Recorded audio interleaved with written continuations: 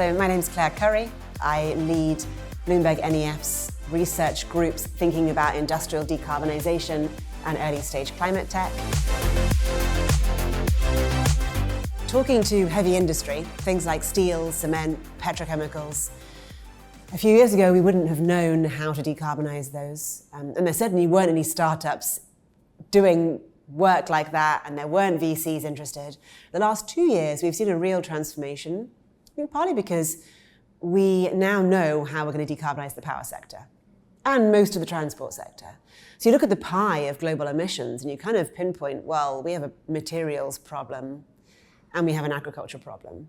On the materials side, the big emitters are steel and cement. They are using huge amounts of coal and natural gas to refine, reduce the iron and then make the steel or turn the limestone into cement. And so technologies to solve that or decarbonise that are really going to be replacing the coal and replacing the natural gas. And that means you need things that burn at very high temperatures and give a lot of high heat. You also need reducing agents, and you do need a source of carbon still to make your steel. The routes, therefore, are many-fold, but the big ones we think for steel, as an example, would be hydrogen. It can be a reducing agent, and it can act as the energy source, replacing natural gas. Second would be electrification. There are some really interesting startups. Boston Metal raised money the last quarter and raises money seemingly every single year, and they're looking at electrification of the steel process, which is really exciting. Electra, another startup that's been raising money that is trying to do the same thing. So there are some innovations in electrification. And then really the big third solution is carbon capture. There are many bits of the process that will still need coal and gas in certain countries. And so maybe we can just bolt on carbon capture the emissions, decarbonise that way. Cement is difficult because half of cement's emissions are actually emitted from the limestone in the process of making the cement, which means there is no other option besides carbon capture, or you reinvent what cement is. And there are startups working at that. There's some very cool startups looking at things like microbe-based cement substitutes, obviously using more clinker, so using less limestone, or recycling, for instance, cement as a way of reducing that potential limestone. But yeah, those are the big things really, and there's innovation in all of those spaces, which is really exciting. So hydrogen is essential for decarbonising industry, and certain other things. Potentially it's going to have a role in aviation and shipping. It's expensive to make today, so policymakers are trying to work out how do we reduce its costs, first up, and stimulate demand. Because although hydrogen is a big sector today, it's used in two things really: fertilizer, ammonia-based fertilizer, and oil refining. So if we're going to stimulate its use in shipping and steel making and petrochemicals, we need new sectors to start buying it, otherwise we wouldn't have bought it. And we need people who are willing to pay a premium. Today, the premium is significant. That will shrink the gap between grey and green hydrogen, but the idea of policymakers is how can we make that gap shrink faster? So, as you said, in the US, the idea is let's subsidize the production cost. The idea of if we build it, they will come. If we make hydrogen as green hydrogen, as cheap as grey, we're going to find loads of off-takers. Now, that's a problem. I don't think that's actually the solution, because many people who would need to buy hydrogen to go net zero also have to invest a lot of capital to use that hydrogen. You need brand new steel technology, brand new shipping technology to buy that hydrogen, even if it's cheap. And a lot of industries aren't incentivized to go green anyway. In Europe, what they're doing is mandating the use of green hydrogen in certain sectors and employing a carbon price, which is their way of closing the price gap. It's just rather than subsidizing it from taxpayer money, they're forcing corporates to pay that tax. Now, there's pros and cons on both sides. Ideally, we want both, carrots and sticks. The way that Europe is going about this is defining green hydrogen very specifically. I think this is really, really important. I do not think it is a problem saying it has to be powered renewably. You have to prove that it's hourly matching. It has to be additional renewables that are actually being built to power the hydrogen. This is all really important. We don't want hydrogen just for the sake of hydrogen. We want it because it can decarbonize sectors. There's no point incentivizing more grey hydrogen production. And there's no point incentivizing green hydrogen production that isn't actually green, or is stealing renewable capacity from the grid that would otherwise go to decarbonising our homes or our cars. Will it slow the development? I'm not sure that's true. I think the European Union has done a very good job of laying out clearly in the last 2 decades where it wants to go. It wants to build more renewables. It sets a target. It sets a mandate. It gives out money. And the certainty of the policy is what stimulates investment. Investors want certainty. The European Union has laid out very clearly what its rules are for green hydrogen. They make sense to us. They might make it a bit more expensive, and it might make projects a bit harder to get financed or to situate themselves. But the thing they'll be producing is what we need, which is net zero fuel. The US debate, as I think you know, there's a huge amount of lobby money going into making sure the US government doesn't adopt similar European Union rules. We think it's a huge mistake. If you're making hydrogen from grid electricity, it is 2 or 3 times more dirty than just making hydrogen from natural gas. So you're actually making the problem worse. You're increasing climate change by making grid-based hydrogen. So in the US, because the grid's so dirty in America, so in the US, to bother at all with incentivizing green hydrogen, you need to prove it's actually made from renewable power. Otherwise, there's no point in doing it. So I think our view is very, very pro what the European Union has been up to. Carbon capture is always going to be more expensive than not abating CO2 because it's an additional CapEx expense and OpEx expense. So you really want to only be deploying it where there aren't other options. Cement, it just needs to be deployed for cement. So cement is 9% of the world's CO2 emissions. Half of that, so 4.5% of that, we cannot abate unless we reinvent cement, which will take us decades to do, or we deploy carbon capture now. And steel, we think huge amounts of the steel sector still will need carbon capture because hydrogen is not going to be the most efficient or cost-effective way for them. So I think I would suggest that we absolutely need technology innovation in carbon capture. There aren't that many startups in the space, to be honest, so it's not there's lots of opportunity, but there are interesting companies doing new solvents and new sorbents and new kind of capital design, and that's where we should be looking.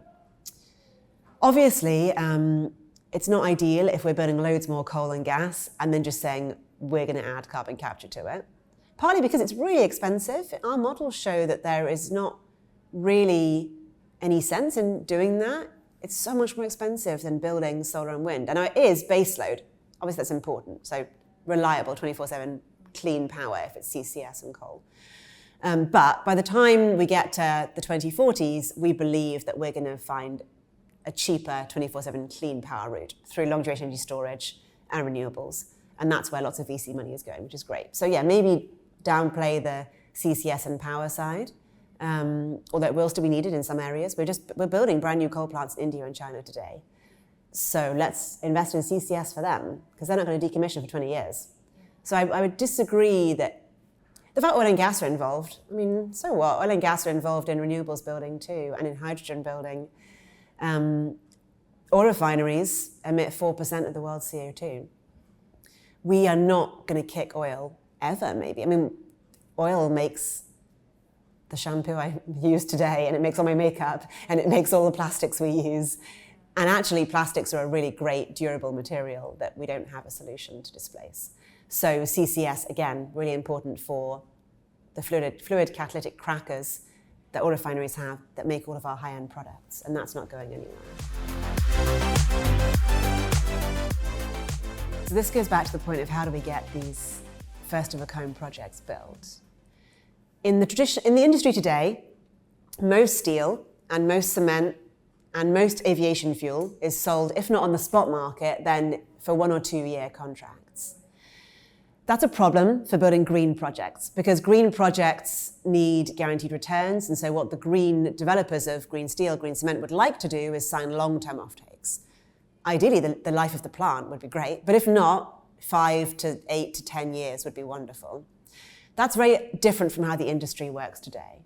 So what we're suggesting in some research we're publishing is try and find the pockets of these industries that are used to selling long-term offtakes, and try and find off-takers who are so desperate for green product, they will just sign that offtake. So in steel, actually, quite a big chunk of the steel industry sells to car companies and car parts manufacturers. And actually, they are used to selling longer-term offtakes. So if you're a car part manufacturer, and you've got a commission to build all of the engines that go into the new BMW series model, you might sign an offtake for steel for 5 to 7 years. That gives the green steel guys an opportunity. So what we're now beginning to see is if you look at where green steel is being sold, it's majority to car parts makers and car companies. Some exceptions. So that's exciting. In construction, that doesn't exist. So we need to go and find the companies that are willing to change their model and actually buy long-term offtakes. Now in aviation, historically, airlines just buy on the spot market, no hedging, which is kind of crazy. We are beginning finally, after about a decade of making sustainable aviation biofuels, we are beginning to see long-term offtakes being signed because airlines have finally got it into their heads that this stuff doesn't scale without them committing to a long-term offtake. And we're going to see the same thing in shipping too. So I think we're finally, after a long time of trying to get there, beginning to see routes to long-term offtakes for green products. But it's tricky because it's just not what the industry is used to. So the European Union has a carbon tax. It's called the EU ETS. And the challenge with including industry and industrial emissions in the EU ETS is it makes making things really expensive. So why would, if you're making steel in Europe or you're making plastics in Europe, it's already expensive to make in Europe anyway, why would you not just move your plant to an emerging economy where it's cheaper to make the thing in the first place, you can ship it to Europe and you avoid the carbon tax? So the European Union has now brought into effect is the carbon border adjustment mechanism.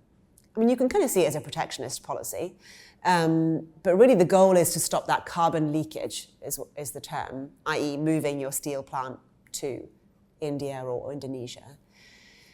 Obviously, what CBAM is trying to do is say that, fine, you can move your steel plant to India, but we're going to tax you on your carbon emissions the minute the ton of steel comes across European Union's borders. Now, that means that the steel mill in India either pays the tax, and that will be significant. We're talking about 140 euros a ton of CO2 maybe, and every ton of steel emits 2 tons of CO2, so it's a lot of money. Or they find a way to decarbonize their product. Now that's tricky for emerging economies because actually, although it is cheap to build solar in India, it's not 24/7, it's not reliable, it's hard to get the technologies you might need to go green. In other parts of Southeast Asia, big, increasingly growing manufacturing hubs, they are very fossil fuel based and might be for a long time. There are options there. The European Union collects a lot of money for the EU ETS, and it spends that on an innovation fund, investing in decarbonizing projects in Europe. I mean, maybe they want to start giving some of that money as subsidies to projects in Asia, and they could count it as part of their commitment to emerging markets, maybe as well. And that means you're actually then funding new hydrogen or new decarbonization technologies in emerging economies, which is kind of an exciting thing. I don't know if they're going to do that or not, but that's one way they could do it. You're right, otherwise there is a chance you're penalizing economies that actually you want to just help grow. Chinese manufacturers of solar panels, for instance, and batteries, a huge export market for them is Europe. And they're already talking about the carbon footprint of that solar panel, right? It's all made of steel. And they're really concerned that they're going to start getting taxed when CBAM comes into effect on the emissions of the solar panel into Europe. And so if they care about that market, they're going to have to work out what to do. Do they decarbonize themselves or do they pay the tax? So it is, I think CBAM is already having ripple effects across economies that aren't just European economies. So I think it's common knowledge that we say buildings are 40% of the world's emissions. That stat needs picking apart a bit because actually a huge amount of the building footprint is its energy use. And we're busy trying to decarbonize the grid. So actually, one of the big solutions we can do to just cut a lot of the emissions from buildings is have a clean grid and then electrify the building. So right now, buildings obviously use electricity anyway. They also use a lot of natural gas for heating. So the first thing would be electrify heating in buildings. That's heat pumps. In Europe, heat pump sales have tripled in the last 3 years, and there is some policy to support it and some subsidies to support heat pump installation. So let's do that. Let's turn gas cooking to electric cooking. And we can do those. There are some interesting places VCs could play here in improving the efficiency of heat pumps, making them smaller, making them look nicer, making them less loud, doing kind of aggregate heat pump installation across a whole street maybe for like underground, so ground source heat pumps, which actually could be a lot more efficient than air source. So there's some exciting innovations there. And then also just keep on investing in renewables. Then there's some, obviously lots of efficiency. We need to make buildings more efficient, which often is as simple as just insulation, like double glazing. This is government policy. Let's fund people or let's tax people, whatever you want to do, to make a building more efficient. And there's some cool startups, like a startup called AeroSeal raised money in the last quarter. I think Bev, Breakthrough New Ventures funded them maybe, or maybe it was Microsoft. And they are looking at just creating a sealant that, fills gaps in leaky buildings. That is very low tech, but actually really, really important, because if we can stop heat leakage from buildings, we can reduce how much energy we're using, and that reduces the carbon footprint. The other thing, obviously, is the embodied emissions.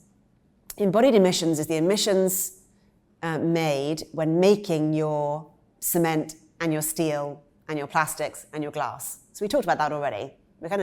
If you're decarbonising the heavy industry, you're inherently decarbonising the building sector where that stuff is going. Now, to date, there has been zero policy, really, to decarbonise building emissions that are embodied. Our policy has been going to decarbonise the operational emissions, heating and cooling, and lighting. But there is some really cool policy beginning at the city level in Toronto, Seattle, across Denmark, in Paris, in London, to begin mandating new builds reduce their embodied emissions. And the first thing is reporting. Buildings aren't required to report their emissions, and I think they should be, and cities are beginning to ask that they do that. The minute you have a sticker on your building that has a red sign, right? It's a bit like food standards. You don't want to be the cafe that has the red sign, food standards. You don't want to be the new build skyscraper whose new tenant is Google if you have an awful embodied emissions sticker. So I think just visibility is going to change massively the way that investors think about buildings, which will stimulate, hopefully, demand for green steel, green cement, which will be really cool. The second thing is, once you have that visibility, governments can begin setting mandates. So now we're beginning to see Denmark, Paris, and others set mandatory embodied emission levels, targets, and they're going to really decrease the threshold, increase its severity every few years. And that's going to begin, hopefully, stimulating that embodied emissions challenge. I have loads of opinions about this. I used to run BNEF's digitalization kind of research group, but I will try and make them short. And the first point is the new kind of renewable sector or new energy transition sector is trying to do everything it can to make itself cheaper and optimized. And digitalization has been absolutely key there. You look at the transformation in reduction O&M of wind farms, particularly offshore wind farms. O&M can be 24% of the cost. Digitalization has transformed that. They're using drones, they're using predictive maintenance, they're using sensors, they can do remote monitoring. The same with solar panels. We're seeing robots clean solar panels in the middle of the desert from sand to improve efficiency. Smart grid, without software, we cannot possibly understand how to run batteries. We cannot do demand response. We can't do two-way power flow. So digitalization has already become embedded in the transformation. Very different from when you look at old-fashioned coal plants or old oil refineries. They're not digitalizing at nearly the pace that we are with new tech, new renewables tech and new energy tech. So it's already made a huge impact, which is really exciting, and will continue to. Second, digitalization is essential if we are to improve energy efficiency and operational efficiency. And we are seeing it employed in manufacturing to reduce waste. We're seeing AI being used to sort different colored plastics to help with recycling. We're seeing it being used to reduce energy use in buildings, right? Something simple like a smart meter or something very complex like an AI system for a a huge skyscraper. So that's essential. And energy efficiency is, we've always said this, right? It's the lowest hanging fruit, but we can't work out how to do it properly. I really think software is the only answer. Third area that's exciting is just the tracking of emissions. I'm sure you get bombarded by carbon accounting startups pitching you for money. We're seeing so many software companies raise a lot of money to do simple things like just calculate a company's carbon footprint and then tell them where in their business could they reduce their CO2 at the cheapest level. I mean, that would take a whole ream of KPMG consultants to normally do, and now you can do it with a startup. It's much cheaper. And I think that data discovery is so important, because without reporting, we can't get companies to disclose, and therefore you can't set good standards, and they can't even know where they're going, and therefore we're stuck. And you can't see CO2, so you need the data. Finally, digitalization is so important when we think about climate change and how we adapt to it. So nature-based solutions are a great way of trying to capture CO2. Without computer vision and drones and satellites, we're never going to know if we're protecting forests or not, or where CO2 is coming from forests. We're not able to spot forest fires before they happen even.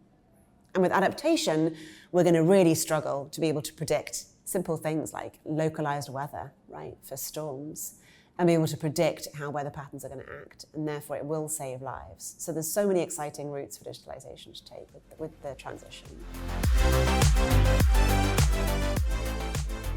It can be hard as a VC to work out where to invest in which startups when it comes to industry or these hard-to-abate sectors, because it all is huge amounts of money. They need billions of dollars to build their first of a kind, or there's not profits to be made, and the whole thing is going to really struggle without a green premium. So we've been looking and trying to think about where might there be interesting opportunities. This is back to the point we talked about with regards to the European Union having this carbon price. So in Europe, and a lot of policy, in Europe there are some exciting opportunities, we think. I would break that down into areas where policy makes things profitable and where companies, off-takers, really have an urgency to buy green products and are willing to pay a premium, or are mandated to. So for us, industrial heat is really interesting space. There are many innovations in it. And when you look at FMCG companies, so basically food and kind of manufactured goods companies like Unilever or Nestle or Kraft, Danone, they have Scope 1, Scope 2 and Scope 3 emissions goals. Scope 1 for them means the direct emissions they are producing when they make their products. They've pretty much eliminated Scope 1 besides heating, because when you are making food, for instance, packaged food, you have to heat the food to cook it. And that would be using natural gas. That's a big emitter. And currently they are scrabbling around to try and find biomass just to replace the natural gas, because biomass is lower emitter. But that's not a sustainable solution. There isn't much biomass out there. It's incredibly expensive. And that's an amazing opportunity. These companies have Scope 1 goals. They have big PR campaigns about going green. They're already paying a premium for the biomass they're using. So why would you not try and pitch to them startup innovation around electrifying heat, for instance, or heat storage, or new ways of making the food that doesn't involve heat? I mean, there's some really interesting technologies out there looking at electrifying industrial processes. And I'd say that's a place that VCs absolutely should be playing. Second thing is recycling and the circular economy. I think to date we've struggled to work out where profits are in the circular economy, reusing materials. But now the UK has put a mandate in that it wants 30% of all plastics made in the UK to be recycled content. Now, we don't have enough recycled plastic in the UK to do that. The UK makers are going to have to import recycled plastic, second-hand plastic, from Asia at great expense just to meet the mandate. So why can't startups collect more waste plastics? Why can't we use robots to sort waste, or use AI tools to spot where waste plastic can be found and then gather that? And why can't we actually do more plastic recycling in the UK through pyrolysis technologies and things that there are startups working in? Also a really exciting area. And then finally, unfortunately, we need to suck CO2 from the atmosphere. And we can do that through trees, but the way of doing it in a man-made way is called direct air capture, DAC. There are enough companies out there with pretty strong Scope 3 goals. Scope 3 is where you're trying to account for the emissions of your products downstream or products upstream. those really you can only eliminate often through direct air capture. And there's a lot of demand for that. And there are so many innovations we need. Today, direct air capture costs about $1,100 a ton of CO2. We need to get it down to like $100 before people start buying it. So there, the innovation is really exciting. And again, that goes back to who are the off-takers who have these scope goals, and how can we tackle that? The thing I've loved about this event so far is the widespread of attendees. This space is a really hard one to be in. Climate tech investing is not easy. And the thing that this event is doing, among others, is bringing community together and helping us learn from each other, share, do a bit of group counseling, and that's incredibly valuable.